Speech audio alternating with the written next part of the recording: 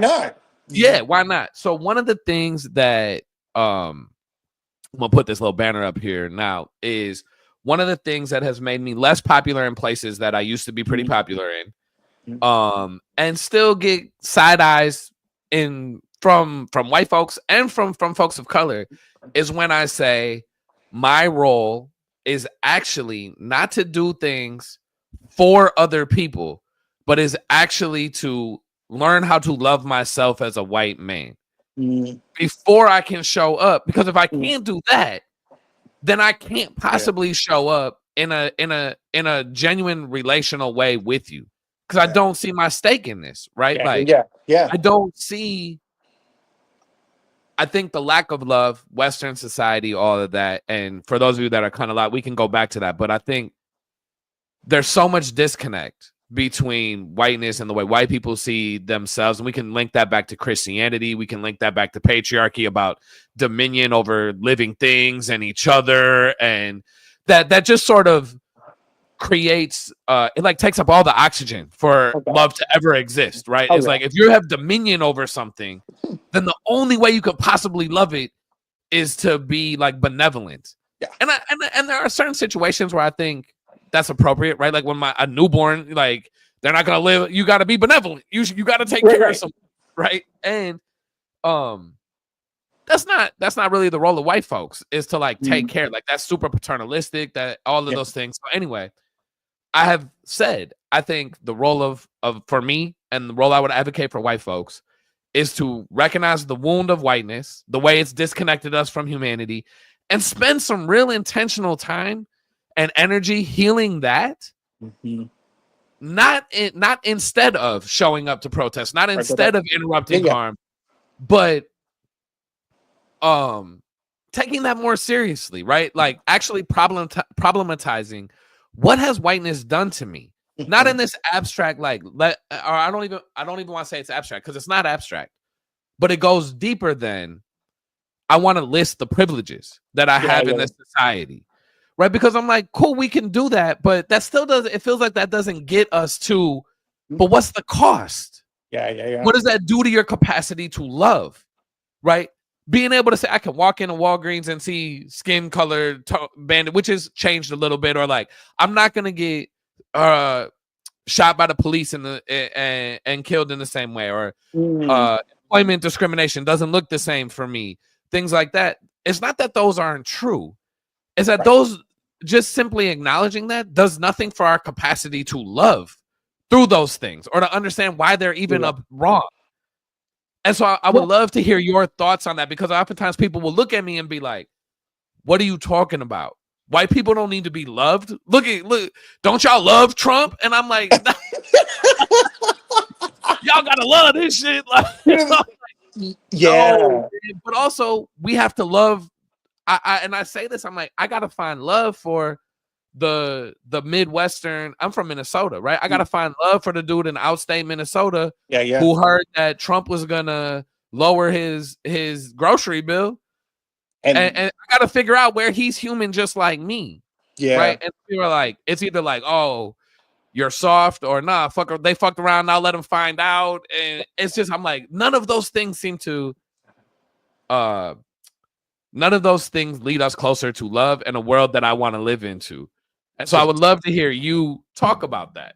Yeah, no, I think it's like, as you're sharing, what was coming up for me is that I do think to love, and to love well, and to love in a way that's liberatory, is a capacity issue. I do think, and what I mean by capacity, it is the amount of space that we have to be able to hold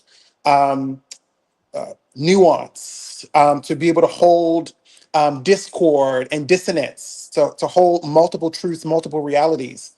The fact that the way that we've been socialized in this world, based on our race or gender or class or ability status, all provides different levels of input and socialization around our interpretation and idea of love. And so for me, when I hear you talk about like, white folks have to learn how to love again, and I think for me that resonates, because I think we all have to, because when I talk about in my work that love at the highest level is about the mutual co-construction of our full personhood.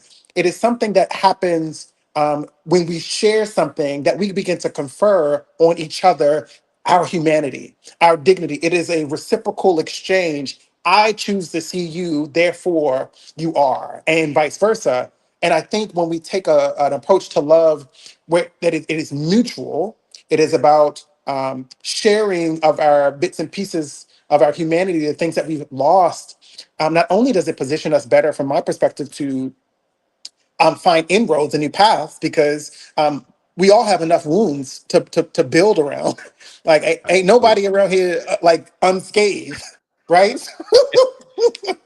So and I think on the opposite side of that, it also in the spaces where we have divergent perspectives and interpretations around love, um, that is the perfect opportunity to begin to co-construct something that works for both of us or all of us. And I don't know how you do that without self-work. Honestly, I'm not sure how you do that kind of deep transformative, how do I adjust and readjust and reinterpret, let some stuff go that I had been brought up to, or I had been traumatized into? And how do I kind of create space to let it go, or to become something different, or to choose something different? And I think, um, uh, good therapy, I got a great somatic therapist. Like, it helps you to kind of be tender with yourself and find compassion for yourself so that you can build your capacity to hold your truth and someone else's. And I think that's, for me, what I feels like the work is. And I think, and I talk with people all the time about love, and that it's like the lie that the dominant narrative, or one of the dominant narratives in our society, is that love requires you to give yourself away. And I'm like, bro, that is not true. So You, I was gonna say one of the yeah, things, and I didn't mean to interrupt you. no, If no, you're go ahead. But I think something that I keep returning to, and I can picture it in both of the things that I've seen you present, like formally, and not just in our kicking it conversations, um, was this really clear, concrete. This is what I mean when I say love. That it is not this abstract. You'll know it when you feel it. You get again the warm fuzzies, or the like. I really would care if something bad happened to you, or Yeah, you've done something for me. We've shared this experience type. It really was like it was concrete. And you said it a little bit, like a co-creation of our full personhood. yeah, And I think one of the things that I love about that is it was the first time that gave me a language that said, that's how I can love somebody and actually not like them oh and yeah. not want to spend time with them. Mhm. Because I can recognize your full humanity. We can co-create it in our Yeah, relationship and how we interact. And we can choose to give each other space because we don't rock with each other. yeah, And, absolutely. and that was still a love that can still be a loving, Oh my right gosh. relationship. So if you could speak to that a little bit. Oh my goodness. I swear, like, I think one of the examples that I often share, and I don't think I shared it at that space, but that my grandmother, I came from a family of ministers. And so when I came out, and I was actually getting married, my grandmother, who had raised me, my mom was an addict, and my grandmother took care of me, made sure I was emotionally, good, and did everything that she could. So I called her every day for years, right?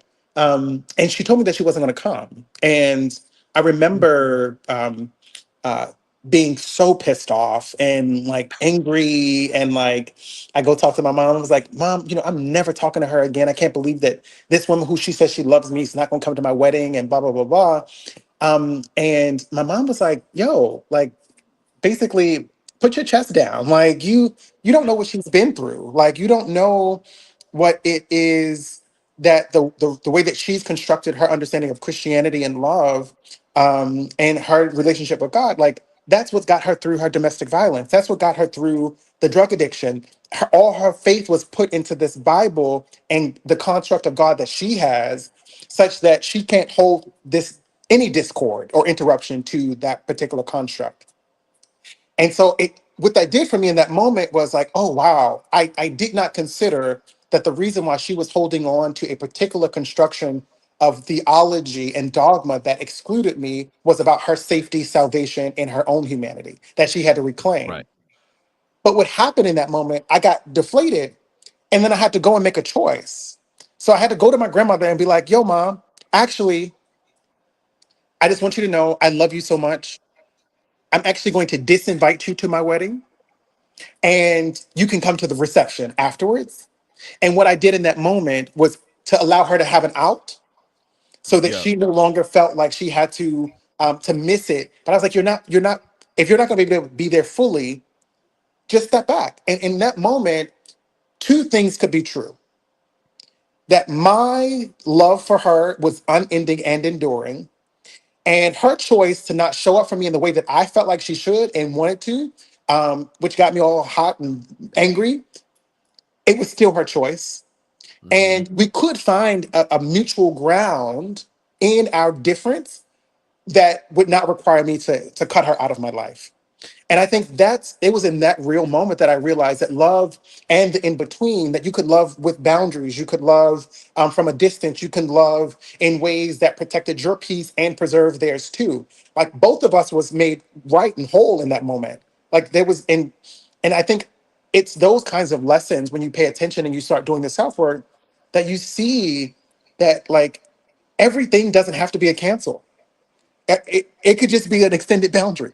It could be like I need to step back from you real quick, and I'll come Ooh, back later, you know. But that takes which work. is so real. That takes That's work. so real.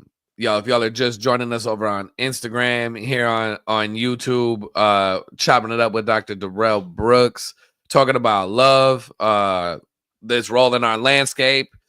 If you have a question, you can pop it in either comment. We'll take those. You cool with that, Durryle? Oh, absolutely. Yeah, taking comments. We're both dialogical. We wanna give you what you need. So feel free to pop questions in the comments. Um, I don't know. Can you see these? Oh We no, got. I can't see nothing. I just put it up. That's a hard decision to make. I don't know how I navigate through that. Like you can't love Mm, me. If who I am, you can't love. mm. Thanks for being so vulnerable. Oh wow.